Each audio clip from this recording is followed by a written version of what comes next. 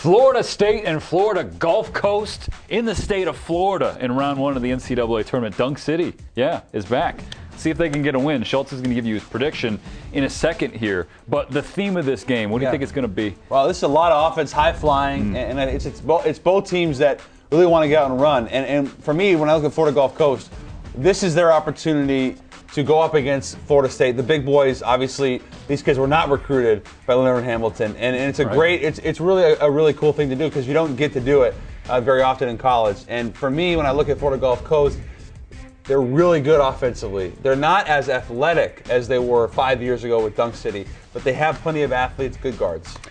You know, Florida, I'd say Dunk City's back. So is Florida State. They haven't been in a handful of years as well, and they certainly have the athletes. They have pros, man. Jonathan Isaac, Dwayne Bacon, Rattan May. They have really good players. And they've had an interesting year, right? They got out of the gate really hot, some big wins, and then some losses. And they talked about how bad losses, and they talked about how good that has been for them heading into the tournament. Yeah, I don't buy it. You don't buy that? Yeah, I think ideally, it's good to get. Yeah, it's a good learning experience. Yeah, it's a good learning experience, but they haven't really. It's not like they've been great of late either. They weren't good in the ACC tournament. Yeah. And they've kind of stumbled again down the stretch. So in this matchup, who do you think is going to be the X factor? I think it's Brandon Goodwin. I think he's the best pure guard in this game. Over 18 a game, sets the table on every level. And if Florida Gulf Coast is going to win this game because they don't quite have the length.